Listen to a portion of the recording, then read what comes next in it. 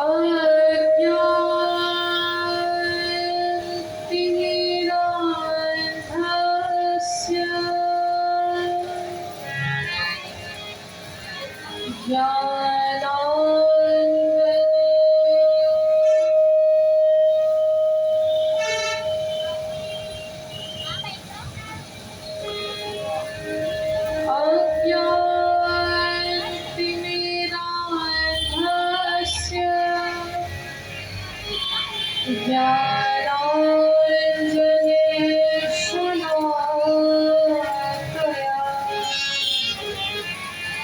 चक्षुरुन्मीलितं येन तस्मै श्री गुरुवे नमः।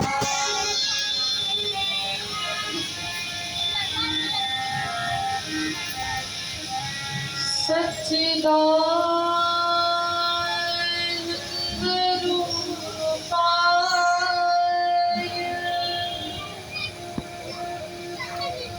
विश्वोत्पत्त्यादिहेतवे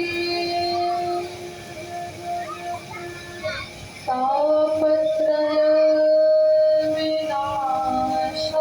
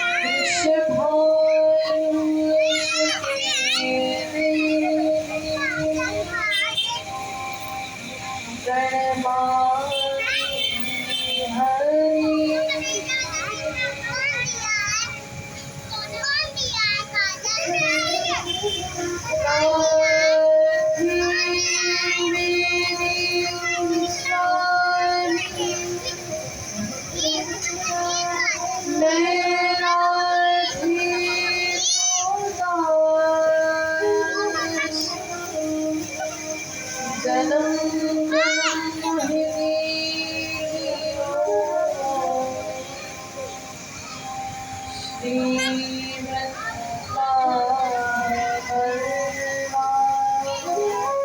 वयं सभी लोग हाथ वहां पर कितना जाते हैं। हरे कृष्ण कृष्ण कृष्ण हरे हरे हरे राम राम राम हरे हरे।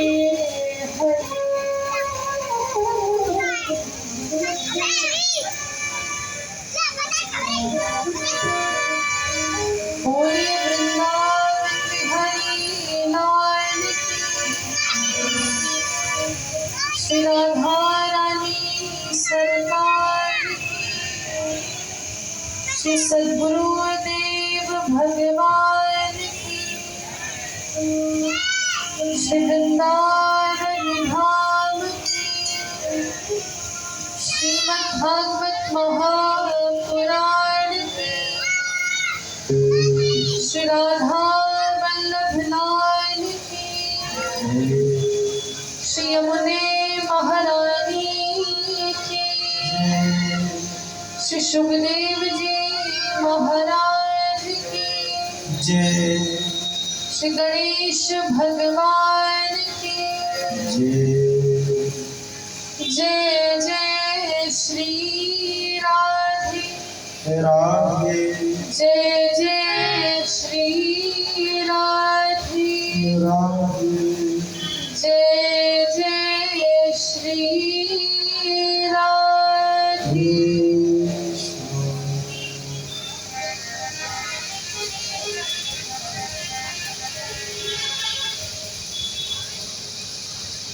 तो आइए आज हम सभी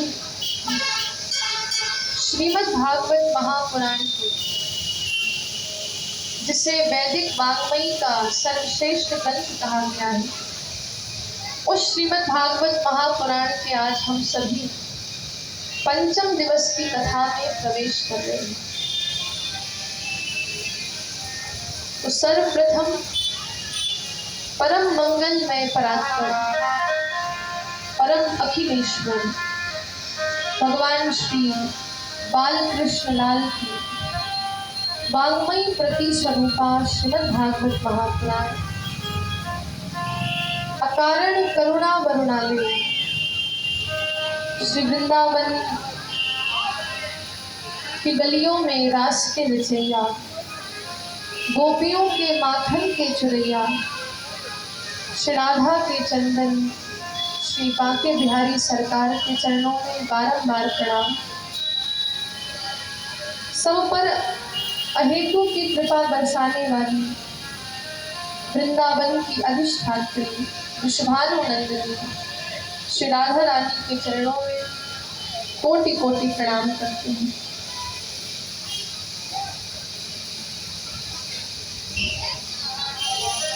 सभी जीवों पर अहेतु की कृपा बरसा रहे ज्ञान गंगा बहाने वाले श्री सद्गुरुदेव भगवान के श्री चरणों में कोटि कोटि प्रणाम। और जहाँ कहीं भी हरि चर्चा हो रही हो, वहाँ पर प्रथम श्रोता के रूप में पधारने वाले अष्ट सिद्धि नवनिधि के दाता, भाग्य के विधाता, पवन सुत श्री अनंत बलवंत हनुमंत लाल जी के चरणों में मेरा बारंबार प्रणाम। समस्त देवी देवता, ग्राम देवता, गणेश भगवान सभी के श्री चरणों में हम बारंबार प्रणाम करते हैं। तत्पश्चात श्रीमद् भागवत ज्ञान गंगा का आयोजन कर रहे आपके इस पटेल नगर में इतनी सुंदर श्रीमद् भागवत महापुराण का आयोजन कर रही पटेल नगर विकास एवं सांस्कृतिक समाज सेवा समिति, जिनके माध्यम से इस सुंदर श्रीमद् भागवत महापुराण का आयोजन आप सभी के समक्ष हुआ है। इस समिति के समस्त जितने भी आदरणीय सदस्यगण हैं, राम प्रसाद तिवारी जी, दिलेदार सिंह यादव जी, भोला सिंह भदौरिया जी, इस कमेटी के जो हमारे आदरणीय अध्यक्ष जी हैं, राजवर्धन सिंह जी, सुरेश सिंह चौहान जी, इत्यादि समस्त जितने भी मंडल से संबंधित जितने भी सदस्य हैं, जो तन मन धन से इस कमेटी की सेवा और यहाँ पर जो आयोजन हो रहा है उसकी सेवा जिन्होंने प्रदान की है, उसके पश्चात जो हमारी मातृशक्ति है, जो हमारी महिला मंडल है, उनकी जो आधारशिला है हमारी आदरणीय गीता सिंह भदौरिया जी, जो तन मन धन से, मैं तो देख रही हूँ पिछले वर्ष भी हमने देखा था और इस वर्ष भी वो हर प्रकार से इस आयोजन में अपनी सेवा प्रदान कर रही है। अब देखिए, जब जीवन में कष्ट आ जाता है, भक्त के जीवन में जब कष्ट भी आता है, तो भक्त अपने कर्तव्यों से विमुख नहीं होता है। ऐसे ही जो हमारी आदरणीय गीता सिंह भदौरिया जी हैं, उन्होंने उनके जीवन को मैंने देखा कि इतना कष्ट है जीवन में इस समय उनके परिवार में, जो उनके दामाद हैं, उनको एक ऐसी बीमारी हो गई है जिससे वो इस समय जूझ रहे हैं।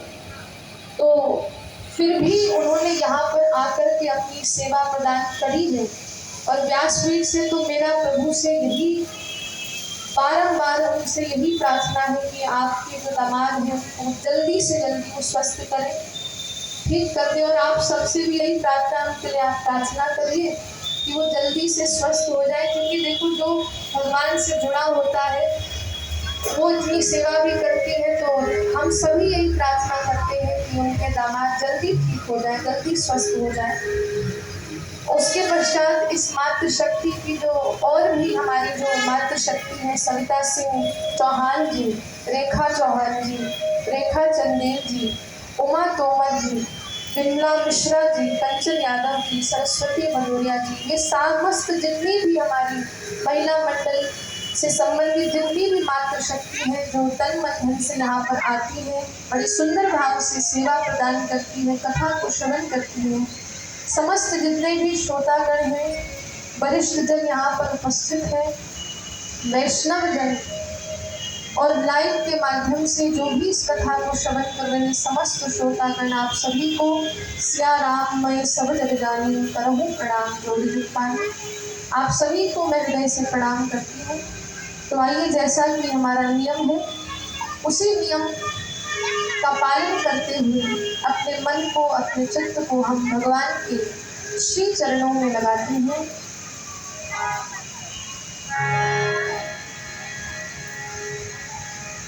तो आइए हम सभी भगवान के श्री चरणों में अपने इस मन को समर्पित करते हैं और एक स्वर से भगवान को पुकारते हैं। गोविंद बोलो हरि गोपाल गोविंद बोलो सभी गाते हैं। गोपाल बोलो गोविंद बोलो हरि गोपाल बोलो। गोविंद बोलो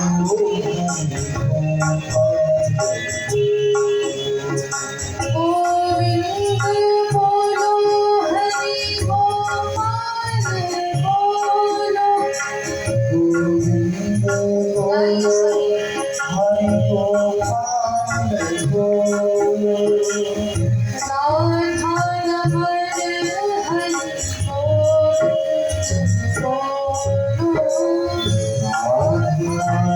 बोलो। गाइए सभी, गाइए सभी। गोविंद बोलो हरि गोपाल बोलो।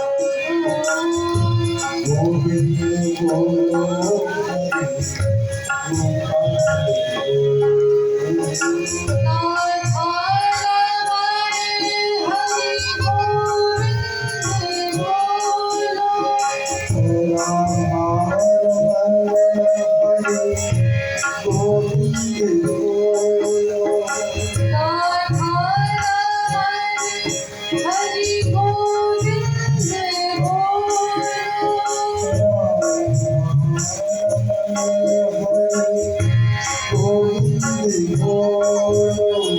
गोविंद बोलो हरि गोपाल बोलो।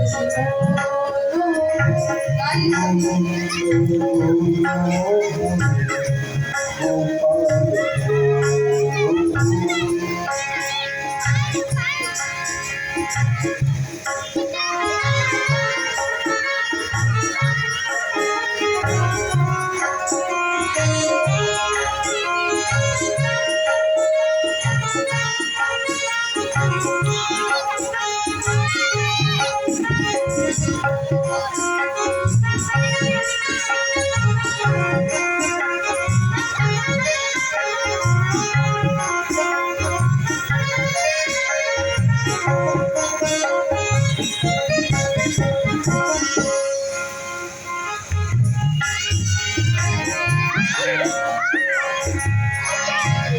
और भक्त कह रहा है, मैया की जय जय, बछड़ों की जय जय।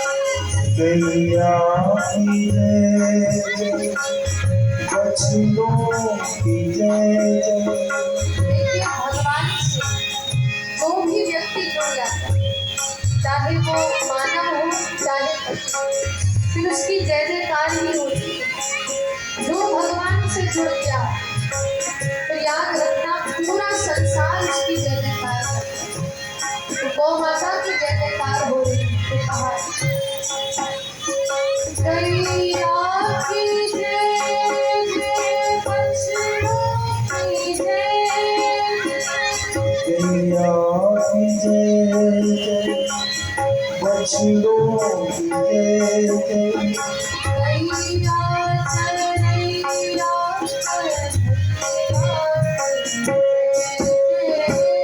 चलिया चलिया चलिया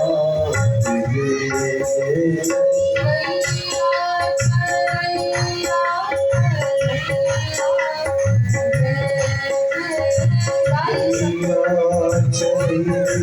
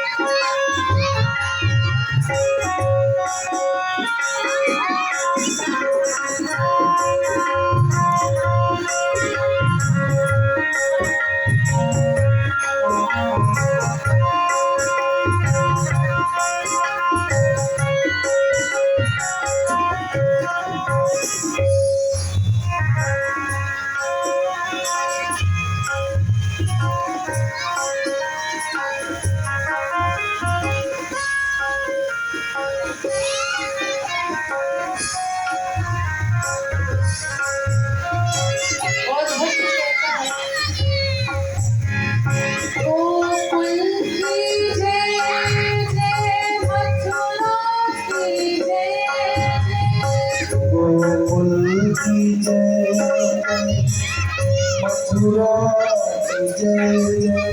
जहाँ जहाँ हमारे कन्हैया अपने सुकोमल पद तो भक्त कह रहा है, जहाँ जहाँ ठाकुर जी ने लीला की हम सब की जय।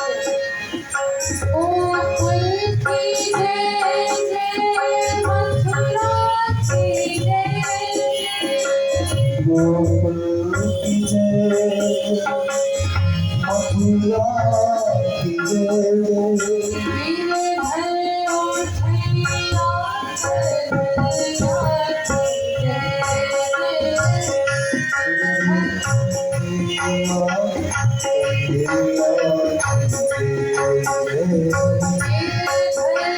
उठैया कन्हैया की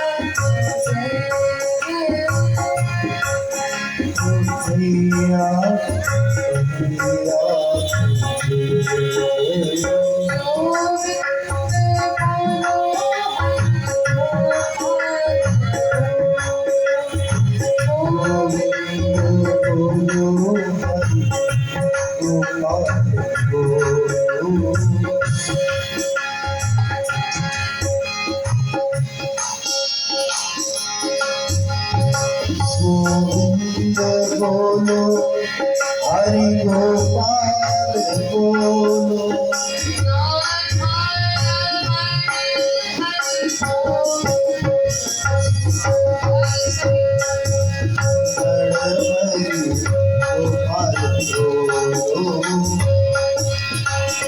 गोविंद बोलो हरि गोपाल बोलो। गोविंद बोलो हरि गोपाल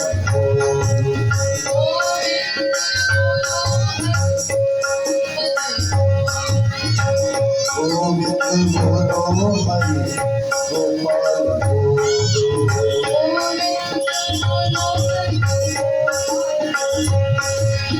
गोविंद बोलो हरि गोपाल गोविंद बोलो हरि गोपाल गोविंद बोलो हरि गोपाल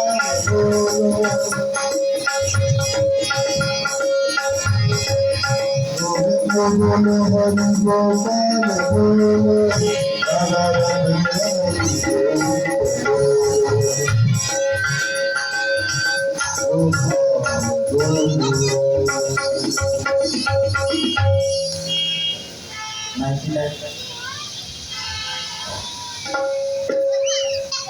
बोलिए बिहारी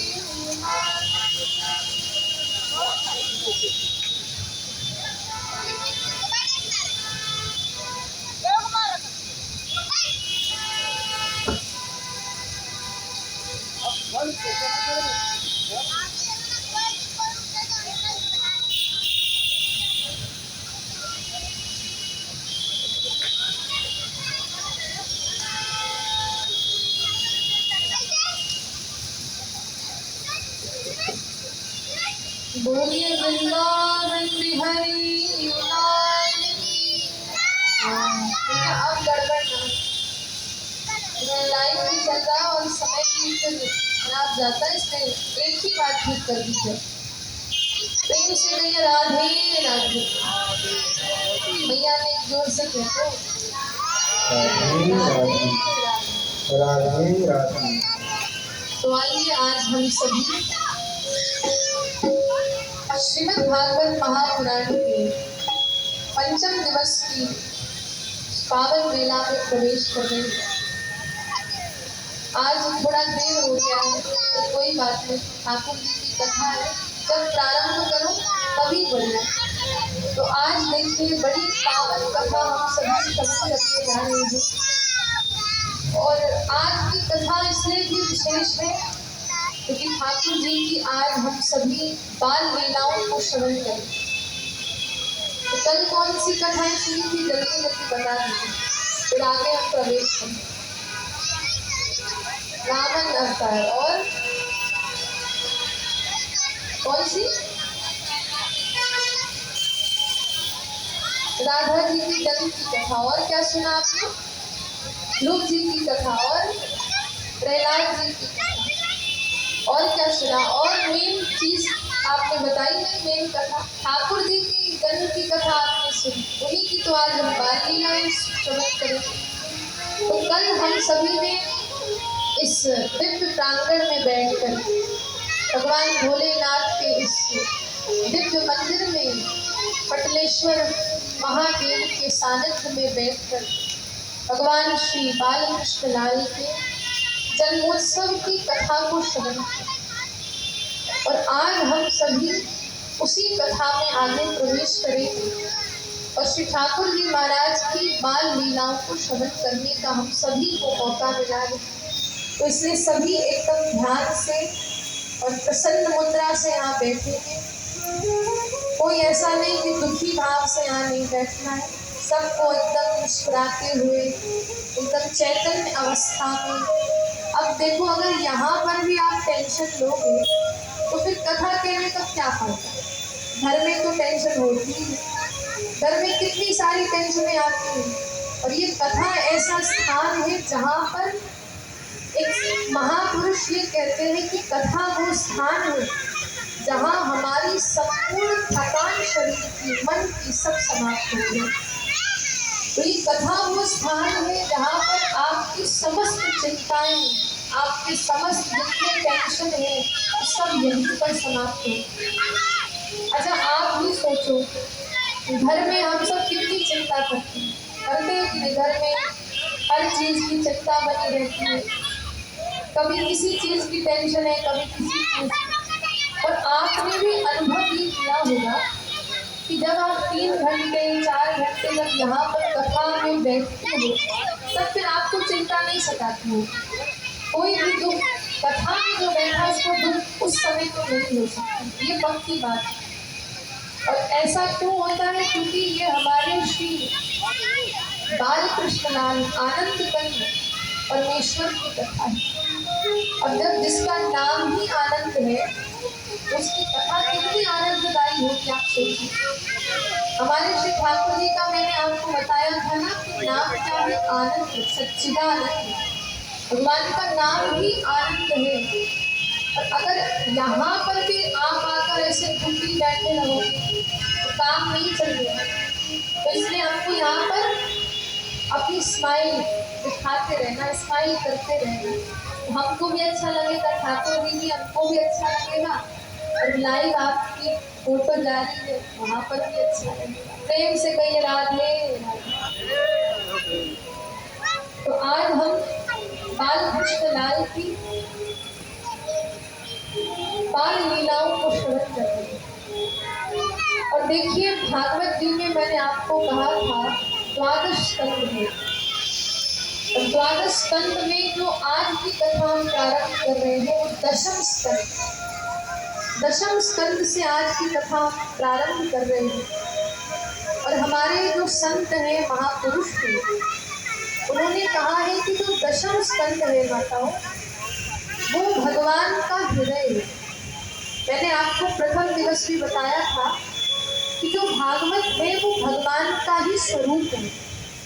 पहला स्कंद भगवान के हाथ, दूसरा स्कंद भगवान के पैर हो गए। तो हर जो स्कंद है वो भगवान के श्री अंग के समान है। तो वैसे जो भगवान की जो दशम स्कंद है भागवत का, वो ठाकुर जी के हृदय के समान, हृदय ही दशम स्कंद है। और हृदय क्यों ना हो, क्योंकि आज जो दशम स्कंद की कथा हम सुनने जा रहे हैं उसमें भगवान की लीलाओं का वर्णन है। वृंदावन की लीला, गोकुल की लीला, नंदगांव की लीला, भैया सब हम ठाकुर जी की लीलाओं को ही समझते हैं। तो सुखदेव जी महाराज ने दशम स्कंद प्रारंभ कर दिया। दशम स्कंद में बस मंगलाचरण जैसे हम करते हैं, शुरुआत में मंगलाचरण प्रारंभ कर दिया। और उन्होंने देखा कि राजा परीक्षित साहब ने बड़े सुंदर भाव से श्रवण कर रहे हैं, जैसे हमारे परीक्षित भी सुन रहे हैं बड़े ध्यान से, प्रेम से कहिए राधे राधे। तो वैसे ही राजा परीक्षित भी बड़े ध्यान से कथा सुन रहे थे। तो सुखदेव जी महाराज ने प्रश्न पूछ दिया, राजा परीक्षित अभी मैं दशम स्कंद प्रारंभ करने जा रहा हूँ, तो ऐसा करो कुछ भोजन पानी करके आ जाओ। ये दशम स्कंद बड़ा विशाल है, उसमें एकाग्रता की जरूरत है, इसलिए जाओ थोड़ा भोजन पानी करके आ जाओ। तो जब ये बात कही सुखदेव जी महाराज ने, तो राजा परीक्षित ने कह दिया, प्रभु अब हमको ना भोजन करना है ना पानी पीना है। अरे जिस पानी की वजह से मैंने इतना बड़ा पाप कर दिया था। राजा परीक्षित को जब प्यास लगी थी तो उन्होंने ऋषि शमीक से जल मांगा।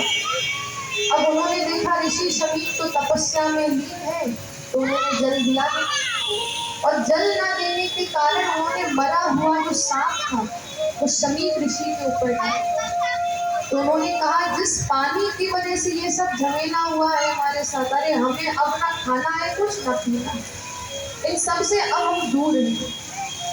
और वैसे भी सुखदेव जी महाराज आपने तो हरि कथा रूपी अमृत पिला दिया, और जिसने बंधु हरि कथा रूपी अमृत को पी लिया है तो फिर उसको ना भूख लगती है, ना प्यास लगती है, ना निद्रा लगती है, कोई कुछ भी चीज उसको डिगा नहीं सकती, कोई भी चीज उसको भगवान की कथा सुनने से रोक नहीं सकती।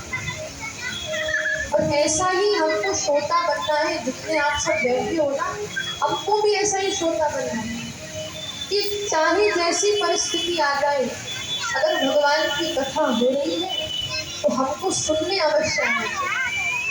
अब देखो यहाँ पर भी अगर हम ऐसा करेंगे कि उन्होंने हमको बुलाया नहीं, उन्होंने हमसे कहा नहीं, तो भैया ये तुम्हारे घर का ब्याह थोड़ी ना है जो तुमको हम कार्ड दे के बुलाए, ऐसा भी यहाँ पे नहीं चलता। अरे जो प्रेमी भक्त होता है ना, वो दौड़ा दौड़ा आता है कथा में। तो इसलिए हमको प्रेमी भक्त बनना है, हमें ऐसा भक्त नहीं बनना है जो कथा में जाने से लोगों को रोके, ऐसा व्यक्ति नहीं बनना है हमें। कुछ लोग ऐसे होते हैं, आता हूँ आपको बताएं कि कथा जहाँ पर होती है ना, कथा सुनने वालों से पहले, आयोजन कराने वालों से पहले ऐसे लोग आ जाते हैं कथा को रोकने वाले। सत्य आपको, कथा को उसमें अड़चन डालने वाले पहले उपस्थित हो जाते हैं। तो हमको ऐसा नहीं बनना है कि हम कथा में अड़चन डालें, हमें तो ऐसा बनना है भैया हम भी जाएं और लोगों को भी दें। हमें तो ऐसा बनना है क्योंकि हम भगवान से प्रेम करते हैं। हम बहुत सी कथाओं में जाते हैं तो हम यही देखते हैं कि कथा के प्रेमी से ज़्यादा ऐसे लोग हमको मिल जाते हैं जो कथा से द्वेष करते हैं। तो आपको हम बताएं, जो कथा से द्वेष करता है, जो कथा में अड़चन डालता है या आयोजन में किसी न किसी प्रकार की टिप्पणियां करता है बंधुओं, फिर ये मत सोचिएगा आपका भला होगा, अभी जीवन में भला नहीं हो सकता। तुम कथा की निंदा करें, ऐसे आपको लोग मिल जाएंगे, मिलते भी होंगे, तो कहेंगे अरे क्या वहाँ पर व्यवस्था थी, अरे ऐसा नहीं हुआ था, ऐसा नहीं हुआ था, अरे वही पुरानी कथा सुना रही। ऐसे लोग मिलेंगे आपको निंदा करने वाले, पर हमको उनकी बातों पर ध्यान नहीं दें। हमको तो भगवान ने कथा में भेजा क्यों है कि हम ठाकुर जी और उनकी कथा से प्रेम करें, और ऐसे लोगों से तो हमको क्या होना है, दूरी बनानी है।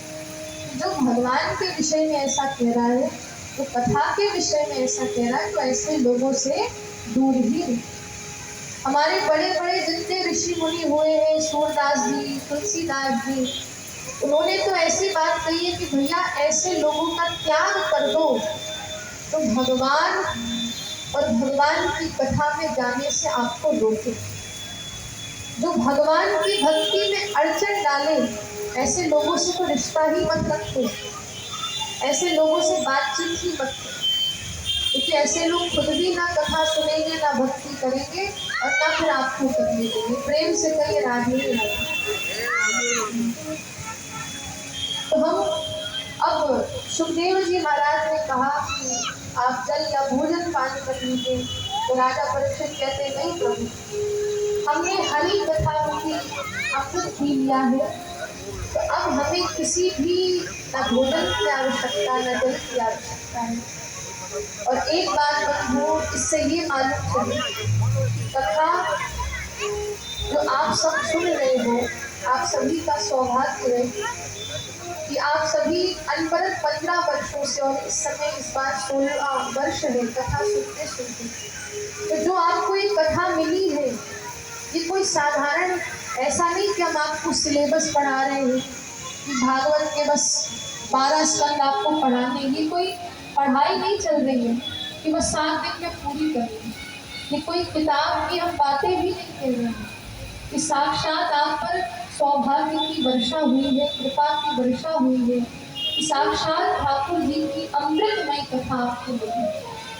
तो हर पल भगवान को धन्यवाद देते रहिए कि इतने वर्षों से आपको इस कमेटी के माध्यम से आपको कथा सुनने को बार मिल रही है, और हर बार दिव्यता बढ़ती ही जा रही है, शोभा बढ़ती ही जा रही है। तो आप हर पल धन्यवाद दीजिए। तो वैसे राजा परीक्षित ने भी कह दिया कि अमृत भगवान की कथा है, और प्रभु अब मुझे कुछ नहीं चाहिए, और मैं सिर्फ भगवान की ही कथा सुनना चाहती हूँ। तो कथा सुखदेव जी महाराज प्रारंभ कर रहे हैं, और कथा देखो कल हमने श्रवण किया था कि जो कंस है वो अपनी बहन देवकी को बड़ा प्रेम करता है, देवकी से बहुत प्रेम करता है, और देवकी को आज स्वयं अपने हाथों से छोड़ने जा रहा है। भागवत यहाँ तक कहती कंस की आंखों से अश्रु बह रहे, अरे मेरी बहन जा रही है हमको छोड़। मतलब कंस के अंदर भी भावुकता है, रो रहा है कि मेरी बहन मुझको छोड़ कर जा रही है। और तभी क्या होता है, इतना प्रेम अपनी बहन से करता है कि स्वयं सारथी बन गया, स्वयं बहन को छोड़ने जा रहा है।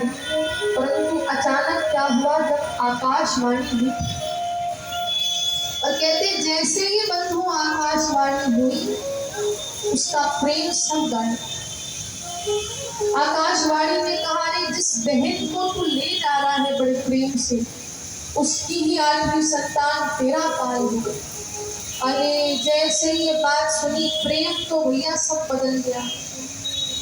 और देखिए बंधु, प्रेम की लता जो होती है, प्रेम की लता बढ़ती रहती है। जितना आप किसी रिश्ते में प्रेम करोगे तो प्रेम बढ़ता जाता है।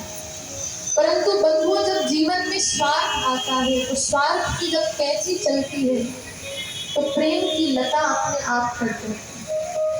जब जीवन में आपके स्वार्थ आ जाता है, तो फिर रिश्तों से प्रेम अपने आप गायब। अब हम आपको उदाहरण देते हैं कि कैकेयी जी का उदाहरण, माँ कैकेयी का। गोस्वामी तुलसीदास जी कहते हैं कि कैकेयी जी राम भगवान से बड़ा प्रेम करती है, इतना प्रेम करती है, इतना प्रेम करती है कि भगवान श्री राघवेंद्र सरकार के लिए कुछ भी करने को तैयार है। प्रेम ही तो है। और सारी जितनी भी रानियां हैं उससे कहती माँ कि कौशल्या इत्यादि सब माताओं से राम प्रेम करते, पर मुझ जैसा प्रेम राम ने आज तक किसी माता से नहीं। कह रही ये तो प्रेम है। बड़ा अच्छा लगा कि कैसे मैया इतना प्रेम करती है प्रभु श्री राम से। भरत से भी ज्यादा प्रेम किससे करती है? राम से करती है। और कहते हैं जब मंथरा ने अपनी बुद्धि चलाई, और बुद्धि चलाई जब उनको समझाया, तो कहते हैं कैके माता का जो प्रेम है बदल गया। और वही कैके माता जो इतना प्रेम करती थी, इतना प्रेम करती थी, परंतु आज उन्होंने उस मंथरा के कहने पर प्रभु श्री राम को 14 वर्षों का वनवास दिया। तो देखो इस संसार में जब हमारे रिश्तों में स्वार्थ आ जाता है लोगों, तो फिर प्रेम समाप्त हो जाता है, प्रेम की समाप्ति हो जाती है। और यहाँ पर ऐसा ही हुआ, कंस ने अपना स्वार्थ देखा, और स्वार्थ देखने के पश्चात देवकी जी के केश पकड़ लिया, और केश पकड़ के खींच के लाया और कहा कि अपनी सारी संतानें तुम हमको दे देना। संतानें देने का वादा वसुदेव जी ने कर दिया, और प्रथम पुत्र द्वितीय पुत्र ऐसे होते गए। और आपने कल कथा को श्रवण भी किया था कि 8वीं संतान के रूप में हमारे श्री बालकृष्ण लाल का आगमन हुआ। इसके पश्चात अब हम बड़ी ही सुंदर नंदोत्सव में प्रवेश कर रहे हैं। एक बार प्रेम से कह दीजिए राधे राधे। तो नंदोत्सव में ये तो मथुरा की बात चल रही थी बंधु। अब भैया नंद भवन में क्या है, अब हम उसको श्रवण करते हैं। अब देखो नंद बाबा कितने साल के, नंद बाबा 90 साल के हैं। कितने साल के हैं माता? 90 साल के। और नंद बाबा 90 साल के हैं, अभी तक ऐसी स्थिति है कि उनके कोई छोरा या छोरी ना हो, कोई संतान ना हो। अब नंद बाबा को हर दिन चिंता बनी रहे कि भगवान, हे भगवान विष्णु, मुझको भी एक बढ़िया सी संतान दे दे। और रोज ब्रह्म मुहूर्त में बस यही कहते थे कि अभी तो भयो ना है, पता नहीं कब होगा। भगवान नारायण से यही प्रार्थना करते थे कि अभी तक भयो ना है, पतो नहीं भगवान मुझको कब संतान दे दे। तो कहते हैं कि एक दिन आके बाद में माताओं, अरे माताओं मेरी तरफ ध्यान तो कहाँ उधर देख रही। बालकृष्ण लाल की कथा सुनती, प्रेम से कही राधे राधे।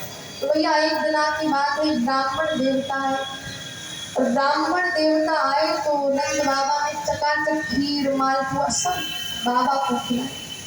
और देखो भैया ब्राह्मण को खुश करना है तो बढ़िया बढ़िया भोजन करा दिया। अब नंद बाबा ने बढ़िया खीर खिलाई, मालपुए खिलाए, और बाबा ने बढ़िया डकार मारी और चकाचक आशीर्वाद दे दिया। क्या आशीर्वाद दिया? पुत्रवान भव। नंद बाबा कहते, अरे बाबा जी क्या आशीर्वाद दे दिया है? अरे मैं तो 90 वर्ष का है क्यों, और 90 वर्ष में कहीं संतान कहाँ से रह गई। अरे बाबा अपना आशीर्वाद ले लो वापस, हमारी तो संतान अब नहीं लगता होगी। बाबा कहते तू चिंता ना कर, अरे हम ऐसे वैसे ब्राह्मण आए, हम ब्राह्मण वेद पाठी ब्राह्मण हैं, और अब नंद बाबा तेरे घर में रह करके हम चकाचक तेरे लिए जप करेंगे, अनुष्ठान करेंगे, यज्ञ करेंगे, और भगवान को स्वयं आकर के तेरा पुत्र बनना पड़ेगा। हम ऐसा तो आशीर्वाद दे के जाएंगे। तो कहते हैं कि सारे जितने भी ब्राह्मण देवता हैं चकाचक नंद बाबा के घर में उन्होंने अपना बसेरा लगा लिया, और रोज अनुष्ठान हो रहे हैं, यज्ञ हो रहे हैं, जप हो रहे हैं, और एकादशी का व्रत हो रहा है। सारे जितने भी ब्रजवासी हैं वो सभी व्रत कर रहे हैं। किसका कर रहे हैं? एकादशी का। बढ़िया एकादशी का व्रत चल रहा है। और कहते हैं कि जो भी सच्चा वैष्णव है, जो भी भगवान कृष्ण को अपना मानता है, भगवान कृष्ण का पूजन करता है, इसके इष्ट साक्षात कृष्ण है, उनको एकादशी का व्रत करना ही चाहिए। कौन कौन करता है एकादशी का व्रत? अभी कम लोग करते हैं, पर देखो एकादशी व्रत की इतनी महिमा है कि अगर व्यक्ति एकादशी का व्रत करता है तो उसके जो मनोरथ होते हैं साक्षात ठाकुर जी उन मनोरथों को पूर्ण करते हैं। एकादशी भगवान की शक्ति है। हमारे गुरुदेव भगवान कहते हैं कि एकादशी में जब हम व्रत करते हैं और उस दिन भगवान का निरंतर नाम जब अपनी हर इंद्रिय से भगवान की सेवा करते हैं तो भगवान कृष्ण की कृपा अवश्य उस व्यक्ति को प्राप्त होती है। तो जो कृष्ण को मानता है उसको तो एकादशी व्रत करना ही चाहिए। इसलिए एकादशी की तो महिमा हमारे शास्त्रों में बड़ी कही गई है। तो एकादशी का व्रत सारे जितने भी ब्रजवासी हैं वो सभी व्रत भी रख रहे हैं। नंद बाबा के जल्दी से कोई छोरा रह जाए, कोई बालक या कोई संतान रह जाए तो सब एकादशी का व्रत करते हैं। अब भैया एक दिना की बात है, जब वसुदेव बाबा लाला को छोड़कर चले गए तो यशोदा महारानी के गर्भ से एक बालिका का जन्म हुआ और वो बालिका कोई साधारण बालिका नहीं माता, वो साक्षात योग माया। कौन थी? योग माया। भगवान की शक्ति है योग माया। तो नंद बाबा अपने गौशाले में थे और साक्षात वसुदेव बाबा योग माया को ले गए और अपने छोरा को, अपने कन्हैया को वहां पर छोड़ के चले। अब कहते कन्हैया तो भैया आ गए हैं और सारे जितने भी ब्रजवासी हैं, मैया है, रोड़ी मैया, सब की सबरी सो रही है। अब कन्हैया ने सोचा मैं साक्षात यहाँ पर आ गया हूँ और ये समस्त ब्रजवासी अभी तक सो रहे हैं, अभी तक नेत्रों को बंद किया। लाला ने जोर जोर से रोने लगे, अरे भैया उठ जा, साक्षात भगवान मैं तेरे घर में तेरे प्रेम को पाने के लिए यहाँ पर आया हूँ। भगवान रोने लगते हैं और जैसे ही भगवान ने अपना रुदन प्रारंभ किया रोहिणी मैया की मुद्रा टूट जाती। रोहिणी मैया ने जब देखा नील कमल जैसे हमारे ठाकुर, इतने सुंदर हमारे ठाकुर जी लग रहे थे, नील कमल जैसे। नील कमल देखा है आपने, एकदम सुंदर सा, वैसे ठाकुर जी भी आज बड़े सुंदर लगते हैं। रोहिणी मैया ने सभी गोपियों को लगाया, रे सुनी गोपी उठ जा, अरे नंद बाबा के छोरा भयो है। नंद बाबा की दो बहनें नंदा सुनंदा माँ को उठाए दिया और नंदा सुनंदा उठ गई और कहती अरे यशोदा मैया के लाला भयो, 90 वर्ष की आयु में लाला भयो, अरे बड़ी खुशखबरी है। समस्त ब्रजवासियों को बात खिलाई गई, डंका बजने लगा और सबरे सब जितने भी ब्रजवासी वो आकर के मैया को बधाई देने लगे। सबरे सब कहने लगे अरे मैया बधाई हो, बधाई हो। अरे कहने 90 वर्ष में लाला जायो, अरे मैया तेरे तो अहो भाग्य है कि इतनो सुंदर तेने सुन जायो है, इतनो सुंदर नील कमल जैसा, इतना सुंदर सुन आज तक मैया हम सबने गाए थे। और यशोदा मैया भी लाला को देखकर अरे अति प्रसन्न है, बहुत प्रसन्न है लाला को देख करके। अब नंद बाबा सबसे पहले गए और नंद बाबा ने सबसे पहले जाकर के यमुना महारानी जो कालिंदी है उनको जाकर के प्रणाम किया और यहाँ से नंदोत्सव प्रारंभ होता है। और सुखदेव जी महाराज कहते हैं नंदस्वात्मज उत्पन्ने जाता हिलादो महावनः आहूय विप्रान् वेदज्ञान स्नातः शुचिरलंकृतः।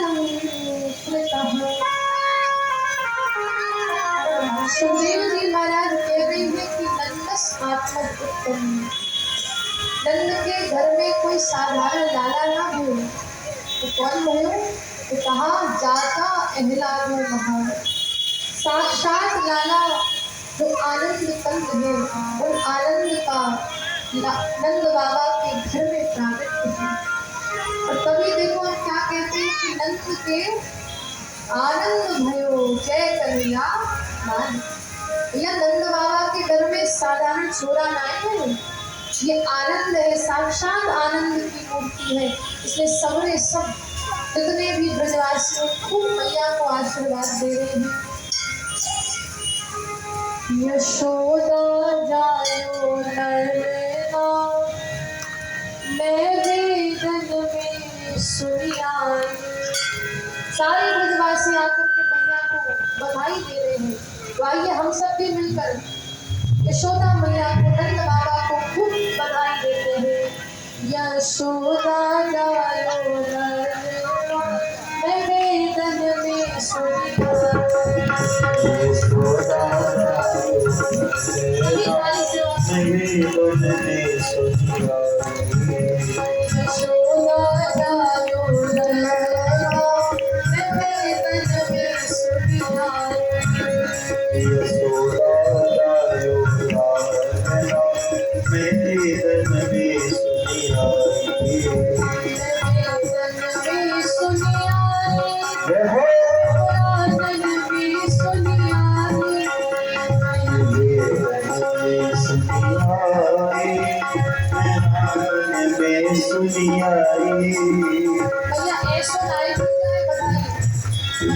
थोड़ा नंद बाबा को ऐसे बैठे बैठे दो क्या, थोड़ा नृत्य करते हुए करिए। यशोदा यशोदा यशोदा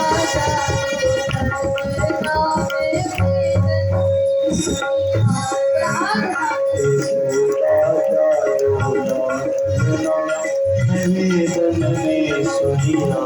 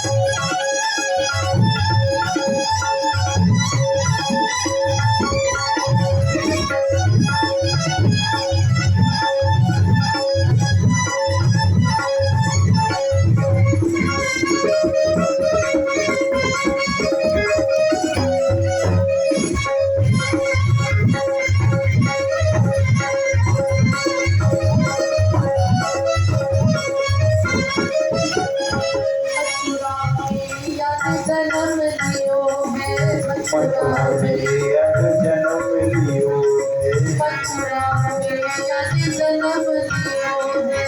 मथुरा में अब जन्म लियो।